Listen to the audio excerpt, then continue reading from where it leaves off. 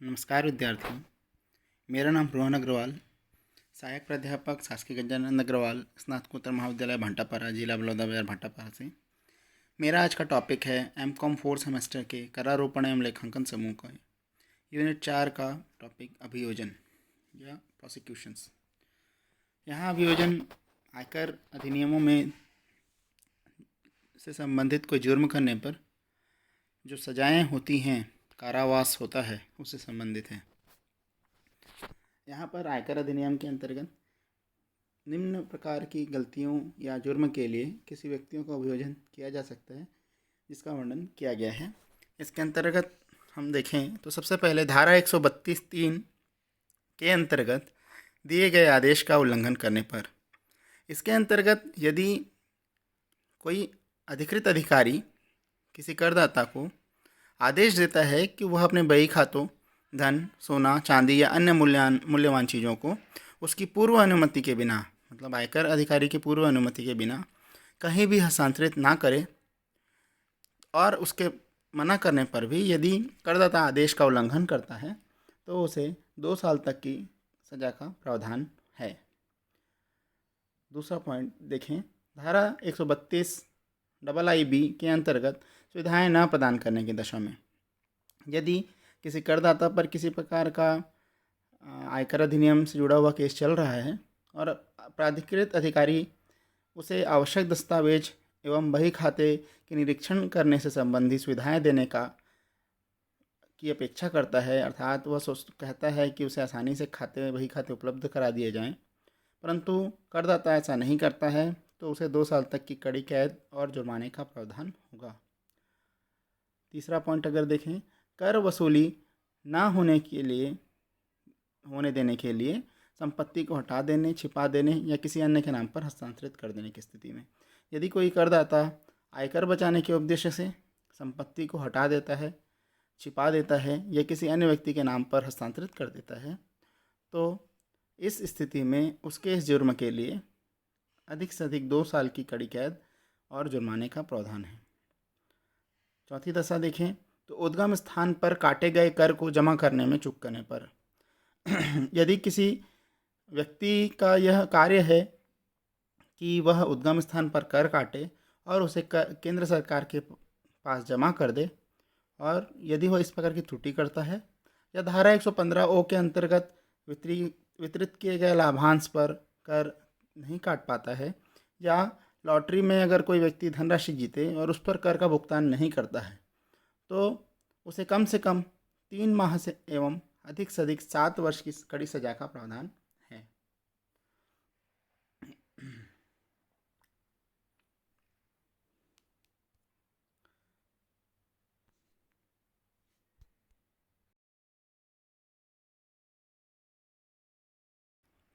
अगली दशा पर हम बात करें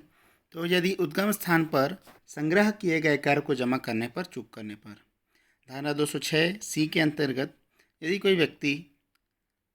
उद्गम स्थान पर संग्रह किए गए कर को निर्धारित समय अवधि में केंद्र सरकार के कोष में जमा करने में चूक करता है, तो उसे कम से कम 3 माह और अधिक से अधिक 7 वर्ष तक की कड़ी कैद और जुर्माने का प्रावधान होगा। इसका वर्णन धारा 276(b) में आयकर अधिनियम में किया गया है।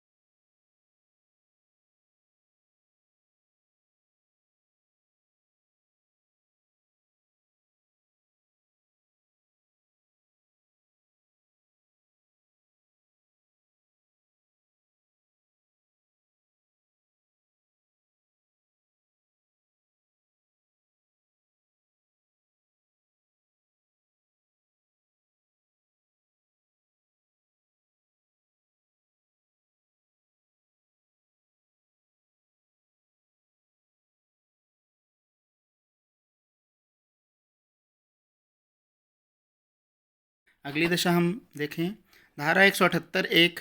एवं धारा 178(3) के नियमों की पूर्ति ना करने पर। इसके अंतर्गत धारा 178(1) में किसी कंपनी का लिक्विडेटर अपनी नियुक्ति के 30 दिन के अंदर अपनी नियुक्ति की सूचना कर निर्धारण अधिकारी को नहीं देता है, अथवा धारा 178(3) के अंतर्गत कंपनी द्वारा देय कर की राशि को सुरक्षित नहीं करता है, अथवा धारा 178(3) के ही अंतर्गत किसी संपत्ति का त्याग कर देता है, तो ऐसी स्थिति में अगर लिक्विडेटर के पास ऐसा करने के लिए पर्याप्त कारण हो, अर्थात उपयुक्त 3 अवस्थाओं के लिए पर्याप्त कारण हो और न्यायालय अपने आदेश में इन पर्याप्त कारणों को सही मान लेता है, तो उसे 6 माह से कम की सज़ा, और सही माह अगर उसके पास पर्याप्त कारण नहीं होते हैं या न्यायालय द्वारा स्वीकृत नहीं होते हैं तो कम से कम 6 माह एवं अधिक से अधिक 2 साल तक की कड़ी कैद का प्रावधान धारा 276 में किया गया है। अगर हम 7वीं दशा देखें तो जानबूझकर कर से बचने के लिए आय कम बताने पर। यदि कोई व्यक्ति जानबूझकर आयकर से बचने के उद्देश्य से अपनी आय को कम बताता है और यह कम बताई गई राशि अगर 25 लाख से कम है, अर्थात मान लीजिए वह उसकी इनकम 1.5 करोड़ रुपये और वो 1 करोड़ रुपये बताया है, अर्थात 50 लाख रुपये का डिफरेंस है, तो यह रकम 25 लाख से ज़्यादा है ना। और अगर 1 करोड़ 20 लाख बताता तो 25 लाख से कम है, तो इसी स्थिति में अगर देखें तो यह राशि, छिपाई गई राशि 25 लाख से कम हो तो कम से कम 3 माह और अधिक से अधिक 2 साल की सज़ा का प्रावधान है। और यह रकम ज़्यादा हो, अर्थात अगर 50 लाख वाली स्थिति अगर हम उदाहरण दे रहे हैं तो कम से कम 6 माह एवं अधिक से अधिक 7 साल की कड़ी कैद और जुर्माने का प्रावधान है। अगर अगली दशा देखें तो जानबूझकर अर्थदंड ब्याज भुगतान से बचने का प्रयत्न करने पर। यदि कोई व्यक्ति द्वारा जानबूझकर अर्थदंड या ब्याज से बचने का प्रयत्न किया जा रहा है तो ऐसे जुर्म के लिए कम से कम 3 माह और अधिक से अधिक 2 साल की कड़ी कैद और जुर्माने का प्रावधान है। अगर अगली दशा देखें, हिसाब तथा प्रपत्र प्रस्तुत करने में चूक करना। यदि कोई व्यक्ति धारा 142(1) के अंतर्गत मांगे गए हिसाब तथा मांगे गए प्रपत्र को जानबूझकर नियत तिथि तक प्रस्तुत नहीं करता है या जानबूझकर उक्त हिसाब किताब का अंकेक्षण नहीं करवाता है तो उस व्यक्ति को कम से कम 1 वर्ष की कड़ी कैद और जुर्माने का प्रावधान है।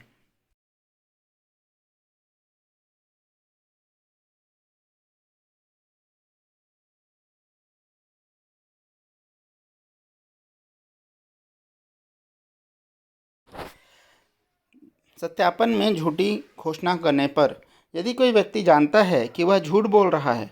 फिर भी वह अपने सत्य होने की घोषणा करता है और यदि उसे सत्य मान लिया जाता है, अर्थात यदि कोई भी झूठ बोल रहा है उसके बाद भी सत्यापन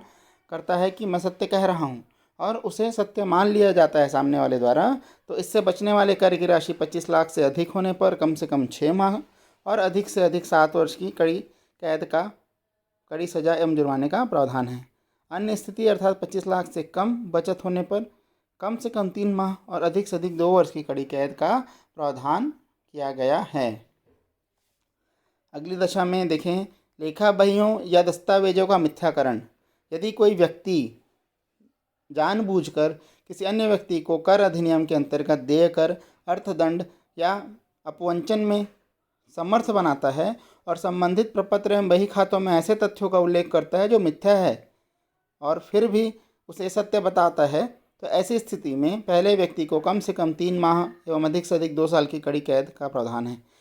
इसको हम इस प्रकार से समझ सकते हैं, उदाहरण के लिए सीए इसके में सबसे अच्छा उदाहरण होता है। वह सीए ही एक व्यक्ति, एक उदाहरण के लिए हम मान सकते हैं। तो सीए है, अगर किसी अपने क्लाइंट को जानबूझकर अर्थदंड एवं देय कर से बचाने के लिए वह ऐसे कथनों का उल्लेख कर दे कि उन्होंने इसमें खर्चा किया है या इसमें छूट मिलती है या किसी भी प्रकार के उनकी आय को कम बता दे या किसी भी तरीके से उनकी सहायता कर दे जो कि मिथ्या है, लेकिन चूंकि एक अथराइज्ड पर्सन द्वारा उसे बताया गया है तो उसे मिथ्या नहीं माना जाएगा, सत्य के रूप में माना जाएगा। तो ऐसी स्थिति में उस सहयोग करने वाले व्यक्ति, अर्थात अगर उदाहरण के लिए सीए है या कोई भी अन्य व्यक्ति है, तो कम से कम 3 माह और उसे अधिक से अधिक 2 साल की कड़ी कैद मिलेगी। ठीक है। उसके पश्चात अगर देखें, यदि दूसरी बार तथा बार बार जुर्म करने की दशा में यदि कोई व्यक्ति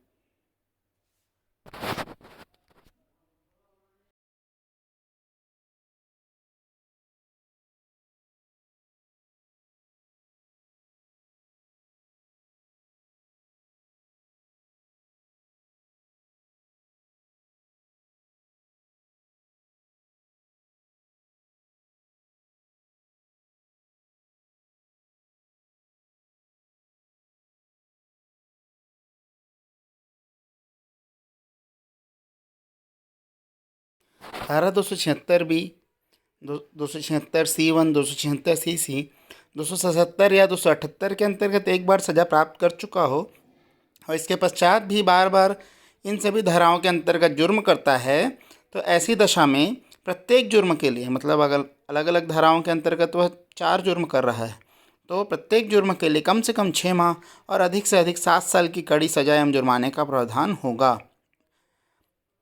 हम अगला दशा देखें तो सरकारी अफसरों द्वारा कोई सूचना किसी व्यक्ति को दे देना। यदि कोई सरकारी अधिकारी धारा 138(1) के प्रयोजनों का उल्लंघन करते हुए कोई सूचना किसी व्यक्ति को दे देता है या कोई प्रपत्र दिखा देता है, तो उसे केंद्र सरकार की पूर्व अनुमति से 6 माह की कड़ी कैद और जुर्माने का प्रावधान है। अर्थात यदि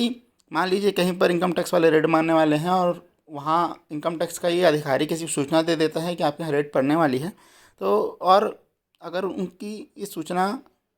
के बारे में पता चल जाता है कि सरकारी अधिकारी द्वारा ही किसी सूचना को लीक किया गया है, तो ऐसी दशा में केंद्र सरकार की पूर्व अनुमति से 6 माह की कड़ी कैद और जुर्माने का प्रावधान होगा।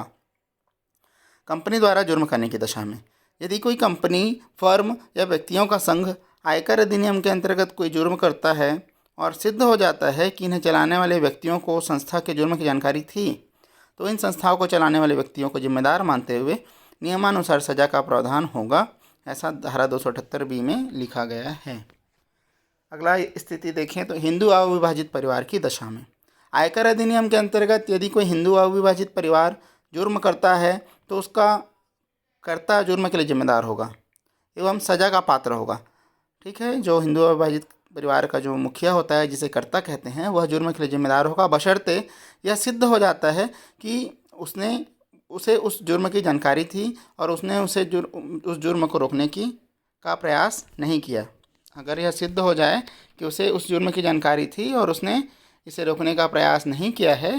तब की दशा में उसे सज़ा होगी, अन्यथा उसे किसी प्रकार की सज़ा नहीं होगी। इसी के अंतर्गत यदि हिंदू अविभाजित परिवार का कोई सदस्य जुर्म करे और उसे भी उसकी जानकारी नहीं थी, न ही उसने उसे रोकने का प्रयास भी नहीं किया था, अगर ऐसी स्थिति बनती है, अर्थात अगर उसे उस जुर्म की जानकारी नहीं थी और उसने बहुत कोशिश की कि वह जुर्म ना हो, फिर भी अगर कोई दोषी पाया जाता है या उसको जुर्म होता है, तो इस स्थिति में उसे किसी प्रकार की सज़ा नहीं होगी, अन्यथा वह नियमानुसार वह भी पात्र होगा सज़ा का। ठीक है, धन्यवाद। इस प्रकार हम देख सकते हैं कि हमने सभी प्रकार की उल्लंघनों का यहाँ पर वर्णन कर दिया है। धन्यवाद।